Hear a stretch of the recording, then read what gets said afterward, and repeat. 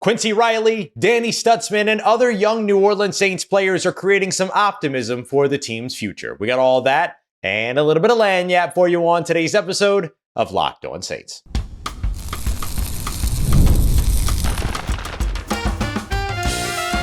You are Locked On Saints, your daily New Orleans Saints podcast.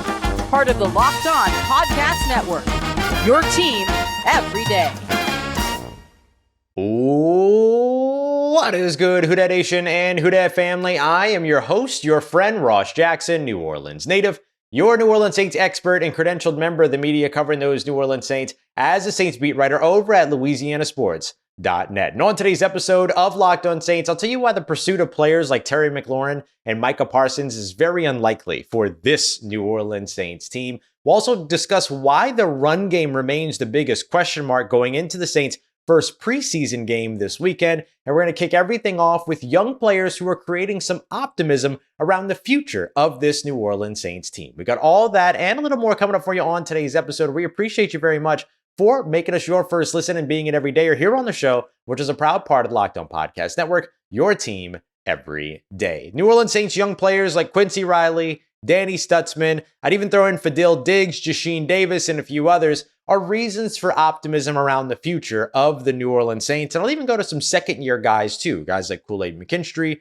Rico Payton. You'll notice I'm naming a lot of defensive guys, but that's because that's what we've seen. Sort of the youngest and sort of largest influx of new talent show up here in New Orleans. But also, the defense has just seemed like the stronger unit versus the offense here so far through training camp. Now, we must acknowledge we are talking about practice when it comes to all this, right? And so what we see in games is going to matter the most, but so far what we have seen is all that I can comment on. And with the preseason game on the way, I think that there's a lot of reason for optimism around where New Orleans can be within the next few years, understanding that this is still a kind of multi-year reset, rebuild, or retool, whatever it is that you want to say about it, for New Orleans. And so having some of these young players that have been impressive here so far throughout camp, OTAs, minicamp, all of that, bringing in a pretty solid draft class in terms of durability and production and more, it gives you some, good signs in terms of where this team could be headed. Even if that doesn't necessarily pay off in 2025,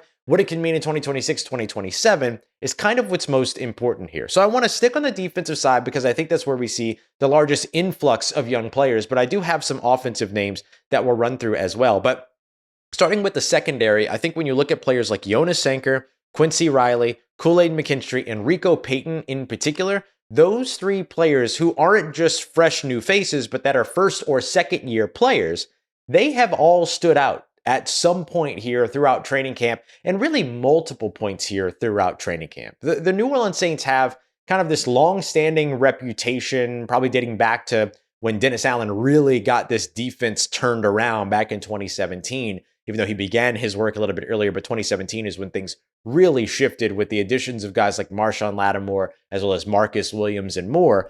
That was really the time in which, or from then till recently, you saw sort of the reputation for the Saints having a very strong secondary. You add in guys like Paulson Adebo years later, who of course is now with the New York Giants. You add in a guy that came over from the New York Giants, and the Saints signed him off of waivers in Janoris Jenkins, as well as others. Alante Taylor was one of those big depth players as well. And so the Saints have always kind of done a really good job. Like, no matter how much fans and people were upset with Dennis Allen, the thing that they always credited Dennis Allen for, even those most upset with him as a head coach, was, first of all, his defensive prowess, right? His ability as a defensive coordinator when his focus wasn't split all over the place like it has to be for a head coach, but also his ability to develop secondary talent in the secondary defensive backs.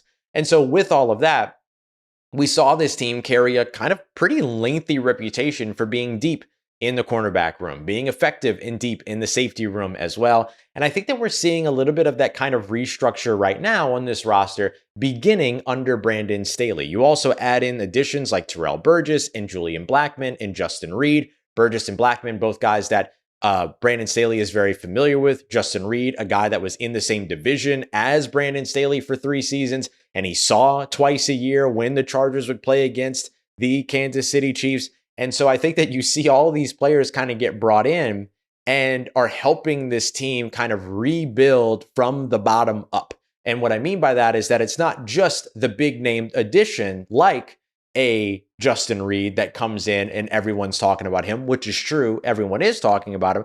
But people are also talking about Quincy Riley, who's got 2 interceptions and was a literal toe or inches away from having a 3rd interception, with all 3 of them being in the end zone, right? 2 interceptions in the end zone that counted. You look at Jonas Sanker, who made a phenomenal leaping pass breakup during the scrimmage drills that led to a Seth Green drop on what could have been and should have been Tyler Shuck's 2nd touchdown.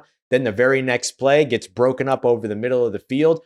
And that ended up being guys like Elliott Davison and Dallas Beanham, who are both undrafted free agent rookies that converged on the football, kind of had a pretty heavy collision there, but the ball tumbles to the ground on 4th down and it's a turnover on downs. You add in guys like Kool-Aid McKinstry, who have looked awesome. He had his interception during scrimmage on Sunday and has looked fantastic from OTAs to mandatory minicamp to training camp. He has looked really solid. He's slimmed down a bit, playing at the same weight and frame and build that he played his sophomore season over at Alabama, which was his best season in college. You can see where a lot of the young talent for this defensive secondary could potentially buoy the future of this defensive secondary and kind of reset what its ceiling can be moving forward, which needed a little bit of a rebuild as the Saints passing defense, for all the grief that the run defense has been given, finishing 31st overall last year against the run in terms of rushing yards surrendered,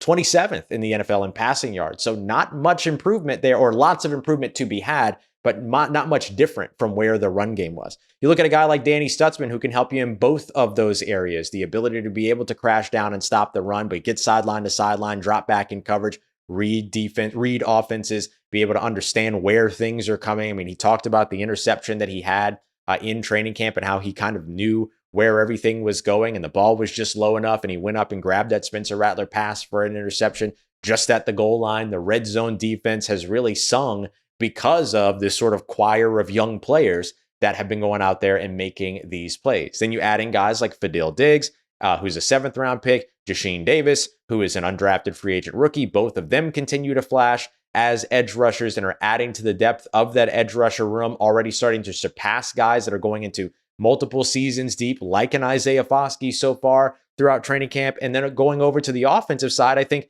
the big name that I'll highlight outside of the guys that are most obvious, like Kelvin Banks Jr. and Taliesin Fuanga, who become sort of these bookend anchors on your offensive line, but I'll highlight Devin Neal. Devin Neal has quickly entered that first, second team rotation along with Kendre Miller and Clyde Edwards-Helaire, a little bit of Cam Akers sprinkled in there too. And you see how it is that he can be somebody that can contribute pretty quickly to this team. He's got great breakaway run ability. He's a one-cut downhill back. There's been a lot of that work so far during the run game install, although we haven't gotten to see a ton of it. We'll get to that here in just a second. But you can see where the pass protection comes in, where his ability as a receiver comes in, all of that. So he could potentially help to buoy the bottom of that running back room, or even just the second spot in that running back room, which would help to bring everything up for the offense as a whole. Same thing goes for those 2 guys, Kelvin Banks Jr. and Taliesin Fuanga, who continue to be impressive here throughout camp. So I think that the young players are part of the reason for optimism around the New Orleans Saints. Even if that optimism doesn't turn into production in games 1 in 2025, those players being able to be a part of the foundation going in future years, 2026, 2027, and beyond, are reasons to believe in what could happen for this New Orleans Saints team, especially with Kellen Moore at the helm. And speaking of Kellen Moore, we know that his run game is going to be an emphasis here in New Orleans. It has been everywhere else, but right now, it's also still one of the biggest question marks. And I think I know when we're going to get our answer. We got that coming up for you next as we continue on with today's episode of Locked On Saints, part of Locked On Podcast Network, your team every day. This episode is presented by Yahoo Fantasy. All the best are playing on Yahoo Fantasy, and you should be too, whether you're a first-timer or whether you're creating your millionth league. And this month, they're rolling out a bunch of new features that are absolutely wild in the best way. To celebrate 28 years of fantasy football greatness, Yahoo Fantasy is dropping 28 big new features over 28 days throughout August. And to kick it off, they just dropped Yahoo Fantasy Guillotine Leagues, a killer new way to play fantasy football on Yahoo, where the lowest scoring team gets eliminated each and every week until there's only one team left standing. With the new season around the corner, now's the time to get your league together and give this new mode a try. If you're somebody that's into the classics, you can still play head-to-head in private leagues or join a public league. So stay tuned for more killer announcements and start playing Yahoo Fantasy Football now at yahoofantasy.com/lockedonnfl.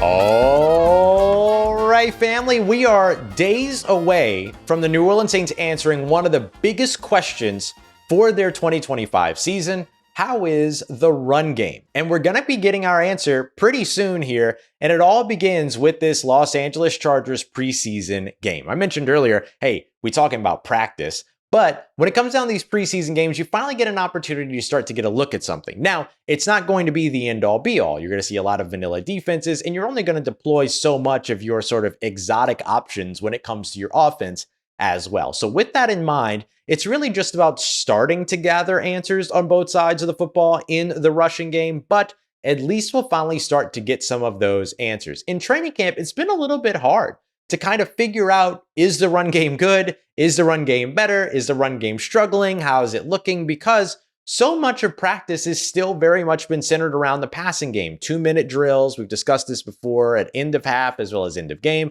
Even in the scrimmage where 126 offensive plays were run, according to Kellen Moore, I counted 89 passing attempts. That's barely 30-something rushing options or rushing opportunities to really get a look at this run game. Now, there were some really good rushes. Kendre Miller had a 13-yard run that was blocked extremely well, particularly on the left side of the offensive line where Kelvin Banks Jr. got a great block on the edge rusher over on the outside, pushed him upfield, kind of won the line of scrimmage, reset the line of scrimmage, and allowed Kendre Miller to get a good chunk of yardage before any contact ever came his way. Velus Jones Jr. had a 35-yard run and a 2-minute drill just a few weeks ago or just a few days ago rather, on a Spencer Rattler-led 2-minute drill where he was able to bounce up the middle, be patient, see where the hole is, bounce up the middle, and then get to the outside, take the sideline, and then get to the end zone. And so we see where some of the value comes from in this run game, but we haven't really been able to get a consistent enough look at it because so much of this training camp has been about the passing game. And really, an abnormal amount of it, in my opinion, has been about the passing game. I'm used to seeing at least a full run series where, the first team will come in and all 4 plays will be a run play. Second team comes in, all 4 plays will be a run play. Third team comes in, same thing. We haven't seen that once here in New Orleans Saints training camp so far. And that's with the addition of quarterback run installs as well. We still haven't even seen that. Like, even in those rushing periods, they would take the opportunity to add in play action passes here and there. And then a lot of the day either was rushes in non-padded situations or fewer rushes in padded situations, which is super interesting. So I think that the run game is still something that is very much a question mark in that we haven't been able to see it yet. But that begins to change once we get into the Los Angeles Chargers and New Orleans Saints preseason game. There is something to be said, too, about how much you can really glean from the run game with pads, without pads, all that. I told you we were going to eventually move the goalpost on the run game, but I was prepared not to. But the difference here is that even when the pads came on, we just didn't get a lot of exposure to the run game at all. And so with that in mind, I think a big reason why in-game matters, right? Seeing it in game situations is that you are paying attention to the flow of the game in those in a little bit more in those preseason games than you are thinking about the flow of a game in, a training camp practice. You're typically not thinking about the flow of a game. That's why those scrimmage reps and 18 scrimmage drives, 126 offensive plays on Sunday were so important, because it gave you the opportunity to think about things from a game situation perspective. You can actually get that once you get out there for this preseason matchup up against the Los Angeles Chargers. So that's something that I'll be looking forward to seeing, because it'll give us a chance to learn a little bit more about what this run game is going to look like, even just from a man downhill type of look, right? I mean, that'll still tell us how different this run game will be this year from last year, where so much went outside the tackles. You even saw that during the preseason game, that a lot of that stuff went out, a lot of the run plays went outside the tackles. This year, I think you're going to see a lot more stay in between the tackles and go towards the heart of this offensive line, go towards the heart of the defense as well. And so seeing how Kendre Miller is utilized in those situations and how differently maybe a Velus Jones Jr., who's got 4.31 speed, doesn't have as much bulk as a Kendre Miller, who's a little bit more of a one-cut breakthrough tackles, breakthrough arm tackles, physical style runner, yards after contact type. How differently are they utilized? How are the blocking schemes differ? How does the deployment in terms of rushing direction end up changing with each of those guys on the field apart from one another? So we'll start to see a little bit more of that begin to become clear up against Los Angeles Chargers, and then throughout the rest of this preseason as well, I imagine, as things settle in a little bit more until we see how it is that Kellen Moore wants to handle that third preseason game. Do you see starters? Do you not see starters? What do you see? But we probably won't really get full answers, obviously, until the regular season to where everybody's playing for real. But I do think that we'll get a little bit more of a glimpse of what the scheme can start to look like and just how truly much it differs from last year, which every offensive lineman has told us that it does look quite different going into this season. The other side of the football, we're wondering about this too. We're seeing great stuff from Davon Godchaux. We're seeing nice stuff from Vernon Broughton. We're seeing really good stuff as well from Colin Saunders. We're seeing some nice things from Christian Boyd, who's playing a little bit more of a nose tackle role, or really strictly a nose tackle role, which kind of fits his skill set a little bit more. So how much more does having that nose tackle in the middle of defense, two defensive ends, and the potential for two edge rushers on the field at the same time, how much does that really play into the Saints' ability to stop the run? Which, again, there's the run game on the offensive side that we're very curious about what's it going to look like. It's going to be the identity of this offense, more than likely. Kellen Moore's rushing offenses have been so successful in the past. So what's it going to look like here in New Orleans? There's still that, but also you got to stop the run on the other side of the football as well. You got to play that other side of the line of scrimmage. And so getting an opportunity to really see those guys in game action, I think will answer a lot of those questions as well. I'd be very intrigued to see how Bryan Bresee fits in when it comes to him as a defensive end. I feel like watching him in preseason, he's taken some steps forward in terms of his run defense because he's seeing more one-on-one opportunities and he's not having to shoot an A-gap or dart into an A-gap where you're going to get double teamed by a center and a guard. Instead, you're kind of getting a guard in space because that wide nine edge rusher is pulling that tackle a little bit further away in terms of his split. And then you have a nose tackle that's eating up the center, and then you have a one-on-one with the guards where you can work to the inside and outside shoulders instead of always having to work to the inside shoulder. I think that those things might benefit a little bit for Bryan Bresee to be able to kind of utilize pass rushing moves the same way that he, in the run game, the way that he would utilize them in the passing game, where he would come up with 7.5 sacks last season, but now has a chance to try to get free in these one-on-one matchups and then try to make plays in the backfield. And then, of course, the nose tackle addition, and especially the addition of Davon Godchaux, how that ends up impacting this team as well. So still a major question mark, both sides of the football when it comes to the run game. But I do feel that we're close to getting answers in terms of what that's going to look like. And I'm not super concerned with what we've seen so far throughout training camp, but I do think that there are still questions left to be answered there. Coming up next, speaking of questions left to be answered, one of the biggest ones is, or a couple of the biggest ones, are whether or not the New Orleans Saints should pursue Terry McLaurin and Micah Parsons, both of which who went out of their current situations. I'll tell you why that's a very unlikely situation, and in fact, maybe one the Saints should be willing to avoid at all costs. We got that coming up for you next as we continue on with today's episode of Locked On Saints, part of Locked On Podcast Network, your team every day. Today's episode of Locked On Saints is brought to you by our friends over at Monarch Money. You ever wish that managing your finances could be a little bit easier? Well, thanks to our good friends over at Monarch Money, it can be. So whether you're growing your savings or planning a big purchase, Monarch Money puts you in the driver's seat, kind of acts as your own personal CFO, giving you full visibility and control over your finances so that you can stop managing your money and instead start building wealth. Whether you're tracking your finances, tracking your spending, your expenses, your investments. You can find it all in one place. You can get rid of all of those other apps. It's been one of my favorite things. Literally helped me not only save money, but save space on my phone. Because I've got one app that helps me with all of this stuff. You can do it all over at Monarch Money. So take control of your finances with Monarch Money today. Use the promo code LOCKEDONNFL at monarchmoney.com for 50% off of your first year. That is monarchmoney.com, code LOCKEDONNFL for half off your first year.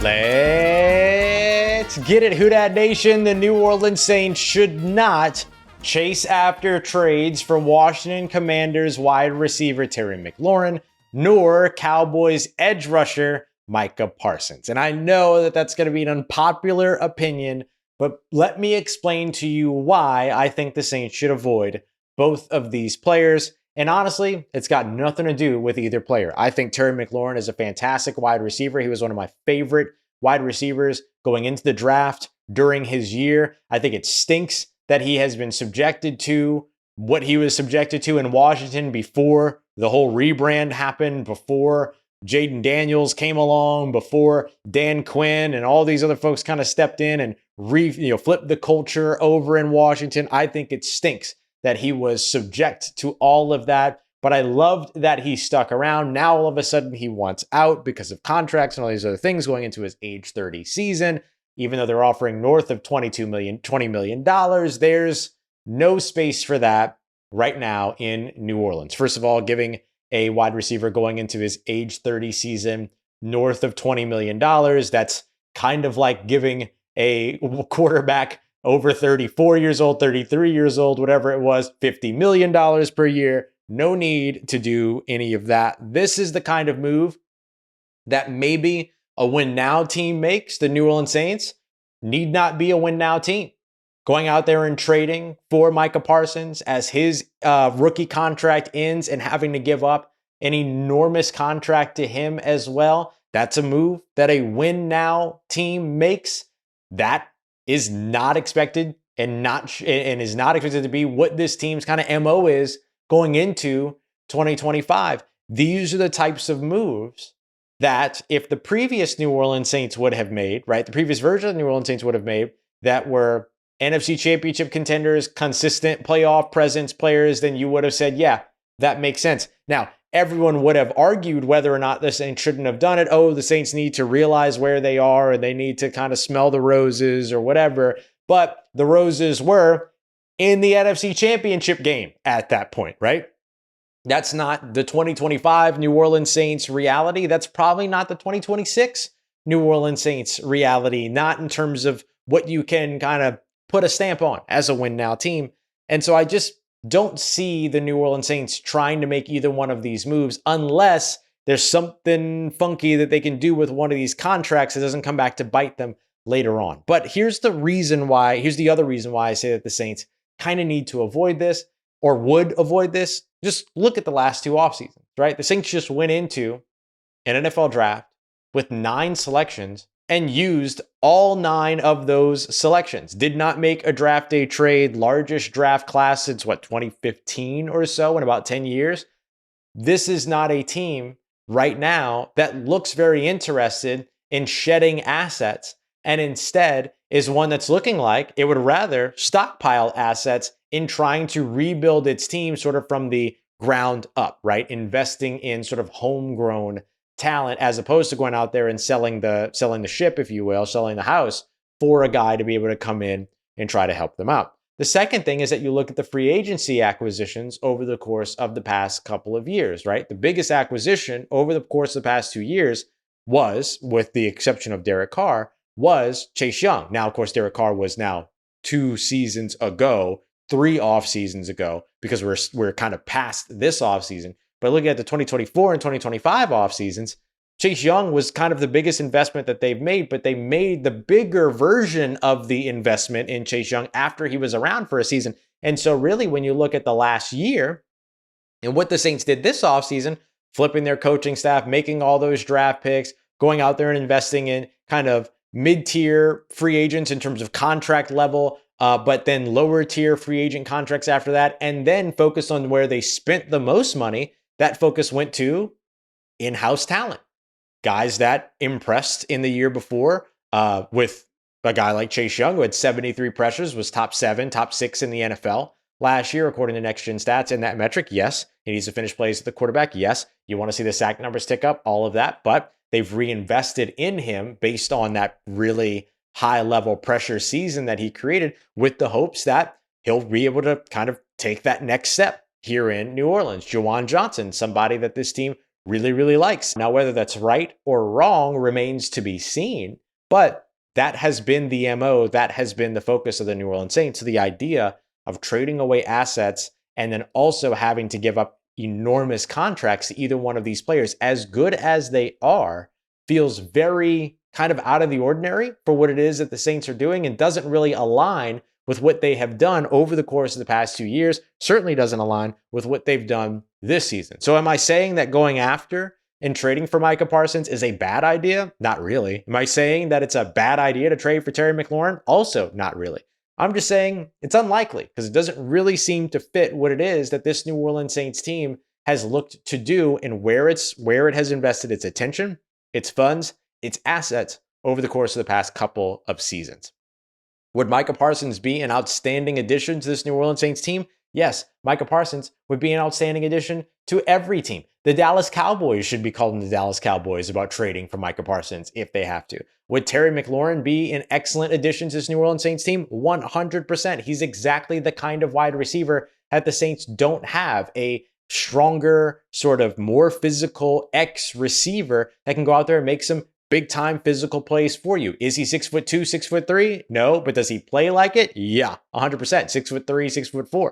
Like he plays like a bigger body than he truly is. That's something that the Saints would certainly benefit from within their wide receiver room. However, unless they can figure out some way to broker a very favorable deal, I don't see any of that coming to fruition for New Orleans, who right now are going to be more focused and kind of building up the homegrown talent that they've already invested in. All right, coming up later on today, we'll go live right after New Orleans Saints training camp. Have another episode for you tomorrow morning as well as the Saints head to California. We got all that coming up for you. We appreciate you very much. As always, making us a part of your day, part of your routine for saying yes to me on the show. If you see me, please say hi. If you need anything else around your New Orleans Saints in between these episodes, make sure you follow me on your favorite social media at Ross Jackson, NOLA. Hit me up. Let me know how the family's doing, how you living. Let me know how you momming them. And trust Who Dat Nation, I'll holla at you.